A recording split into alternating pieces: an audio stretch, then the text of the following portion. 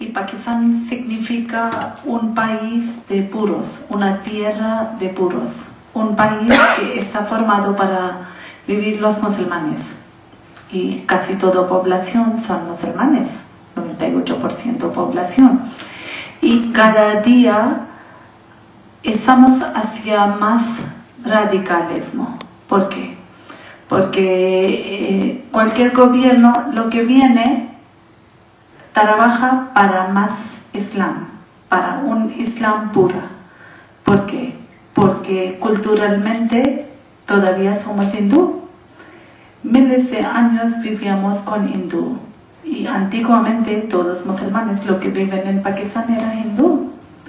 Era religión cambiada, convertida. Que todas personas de casta baja convirtieron religión de hindú a musulmán cuando vinieron los invadores arábigos desde montaña de Turquía y Afganistán y entraron ahí en Hindustán. Y cada día hablamos más de religión, practicamos más y cada día cualquier gobierno lo que trabaja hacia más religión se recibe más votos.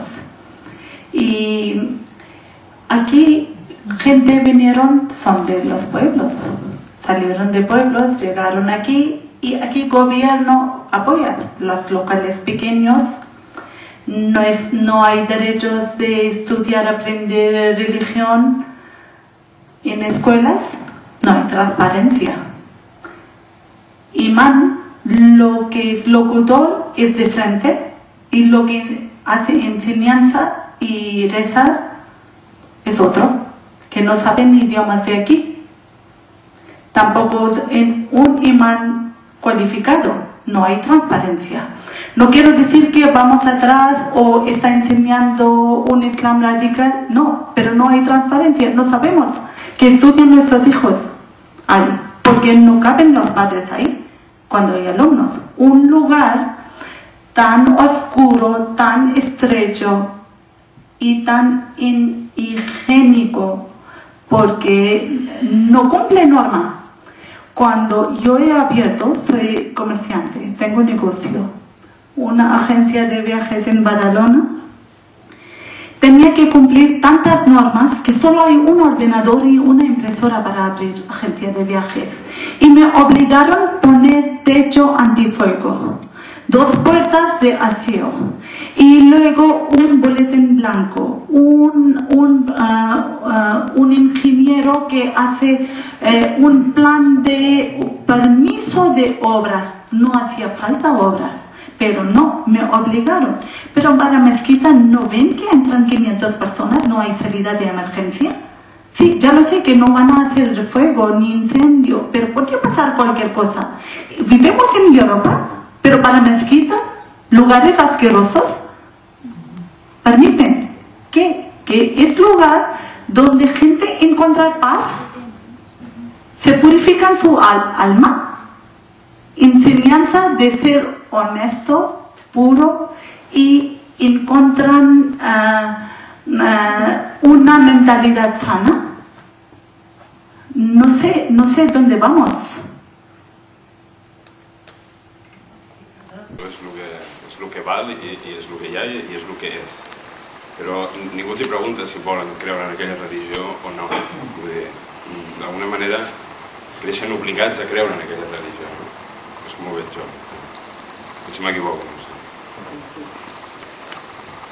Comparar una cosa o altra i arriba el moment que pensen que hi ha una altra solució més bonica, troben allò que necessiten, la pau interna, un altre lloc, es poden anar.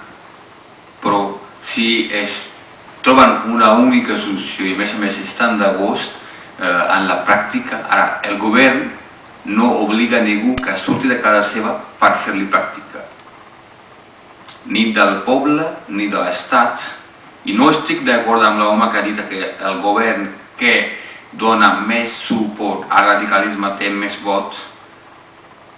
Quan era dictador sí, perquè li interessava, van generar de forma deixant fora els dos líders emblemàtics de l'Estat, tant l'actual líder de l'oposició i l'assassinat de Benedict Buttu, estaven fora i no li van deixar als partits, dos líders que participen lliurement en el procés electoral. En canvi, van entregar el govern d'una zona on vam tenir dificultats darrerament en 2-3 darrers anys d'una operació militar. Sí que li havien deixat mans del partit religiosos que van governar 5 anys sense fer res. Però, en canvi, en una votació lliure i democràtica, aquest partit que governava amb 60 i pico de diputats es va reduir amb 12. I, en canvi, altres que tenien 6 i 8 diputats i no uneixien condició de fer una formació individual, una formació de 5-6 militants de diputats, van arribar a formar un govern. Per què? Hi ha eleccions. Actualment hi ha partits comunistes, hi ha partits islàmics més radicals o menys practicants, ja formen part del govern central de Pakistan, perquè és govern de coalició. I en canvi, altres 4 autonomies també hi ha govern de coalició, perquè el país necessita, per la estabilitat política, és necessari que majoria de diputats que siguin un partit o altre formin govern. No és cert que tenen més futur. Ara sí, el Musharraf, pels seus interessos, o com que feia bulto davant dels americans, feia reenquadrar tota la merda sota la fombra, no havia fet res, però en canvi aquest govern es va trobar una dificultat sèria perquè eren ja uns 60 quilòmetres d'Islamabad per arribar a conquistar el govern i tots els mitjans occidentals estaven fent aquesta propaganda que la bomba atòmica de Pakistan està en mans de radicals i talibans i tot això. Però pregunto, qui li ajuda a aquests talibans que estan lluitant contra el govern de Pakistan i contra l'exèrcit? D'on reben ajuda? D'on venen? Qui financia? Van utilitzar aviació, artilleria i tot tipus de tropes militars per combatre amb aquests grups radicals i van trobar trinxeres més sofisticades que no hi ha a Àsia, ni Índia, ni Xina, ni Pakistan. Es fabriquen a Europa. I com van arribar aquestes trinxeres en aquestes zones que aquestes persones estaven trinxerades? Qui financia aquesta gent? Per què tenen mòbils satèl·lits? I quan les agències secretes de Pakistan informen per atacar amb drons aquestes zones, els Estats Units no ataca. Ataca on li interessa, que és un lloc d'interessos. Però la societat en si mateix no deixarà de ser client, són clients, però tolerant. Ningú està en favor de talibanizació de Pakistan, ningú.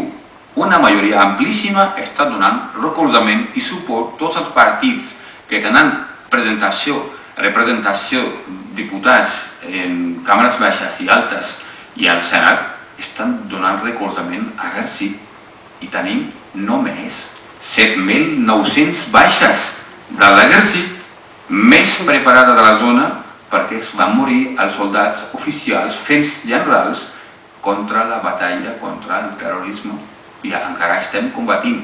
Per què? És un problema no de casa, ve de fora i hem d'assumir. I ara estan dient tots que és una lluita nostra. Clar, és una lluita nostra perquè no tenim més remei de lluitar contra ells, però no vàrem financiar ni vàrem propagar. Ara podem dir una cosa o altra, però el país està unit contra el terror, contra el terrorisme, i la gent tenen aspiracions que aquest país també té dret de prosperar i la gent té dret de gaudir de la vida, no viure la misèria i cada vegada hi ha més misèries i cada vegada la vida s'ha encarida. La gent pobra no tenen capacitat perquè el poder adquisitiu cada vegada està disminuint i si hi ha riquesa, mans de quadres o amb corrupcions. Per això demanem que des de fora també doni recolzament que hi hagi un procés una mica llarg d'eleccions repetides cada mandat, 5 anys que tenim.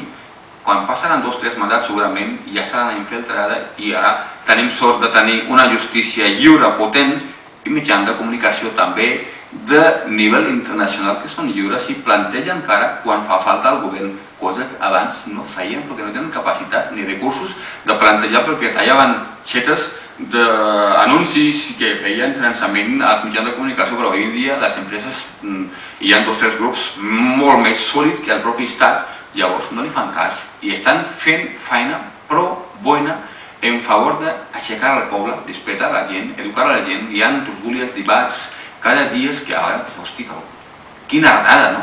Però és un renou de que les persones tenen gana que el país canvi, però canvi hacia millora, que tornem a prendre aquest camí que vam perdre el 77 amb la dictadura de Diaula. Allà sí que es va produir radicalisme perquè li feia interessos de CIA, havien dotat de recursos contra un govern elegit democràticament i enderrocar a l'Ali Bhutto perquè no li feia cas. I no era possible derrocar als russos en Afganistan si Ali Bhutto estava en poder, però que ell tenia bons contactes amb russos també i podia parar que no invadeixessin a Rússia, russos a Afganistan, però això és la història, no podem anar. Desig del poble de Pakistan, que avui no som més de 180 milions ja en un país superpoblat, és tenir una bona vida. Totes les persones desitgen una bona vida i no hi ha altre canvi que si hi ha un govern estable, democràticament elegit, una darrere d'altra, jo crec que arribarà el moment que tindrem aquesta possibilitat que gent pugui respirar amb tranquil·litat. ¿En catalán entiendes? Sí, entiendo. Sí? Entenc tot, però no parlar. No sé, jo no sé si l'he entès bé amb ella, però la meva anava una cosa. Jo m'havia apuntat que quan tu explicaves el Pakistan, deies, com que les dones no contribueixen econòmicament, no compten pels pares i els marits, no? I, per exemple, quan estan aquí, quan criden a la mare a parlar amb l'escola, diu no, la mare no hi pot anar i tal. I llavors les dones depenen de les persones que va portar. Sí, correcte. Dius, una situació de les dones. Sí. Però llavors no sé què... Esperava veure que quan feies propostes proposaves alguna cosa, diguéssim, per millorar aquesta situació de les dones o per canviar-les. En canvi, no sé si té religió, però el entès que proposaves és que una cosa que estic completament d'acord, que hi hagués una mesquita gran, decent, etc, però què té a veure això, pregunto jo, amb el millorament de la situació de les dones? Si son cosas diferentes, ¿o veus una relación? No, tiene relación. ¿Sí? Porque, sí, porque las mujeres, como no contribuyen en el tejido económico de casa, entonces tienen que justificar dónde van, porque salieron de casa. Es única cosa que no tienen que justificar para cumplir cumplimiento religioso. Entonces salen, juntan 4 o 5 mujeres, hablan de collares, hablan todos y vuelven a casa. No, tienen que ser en un lugar donde verdaderamente consiguen paz, donde practican conocimiento verdadero de religión y con una persona cualificada. ¿Es eso? Sí, que incesto. Y además, porque Cataluña es el único lugar donde las mujeres no van a mezquita. En todo el mundo, en Madrid, en Logroño, en Valencia, todos los sitios las mujeres rezan, pero en Cataluña no. ¿Por qué? No entiendo. Porque no piensan los hombres. Y las mujeres, porque no caben, porque no hay sitio, solamente dejan entrar las mujeres cuando no hay horarios de rezar.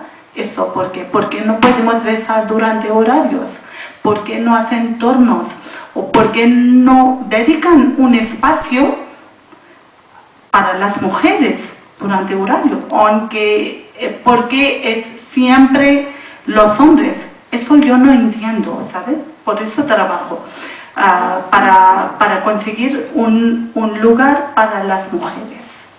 Perdona, antes has dicho también que en la mezquita, dice, no sabemos qué les explican a nuestros... Es transparente lo que hablamos, ¿sabes? Pero un lugar estrecho, donde hay solo 4 personas que saben que están hablando. ¿Transparente quieres decir?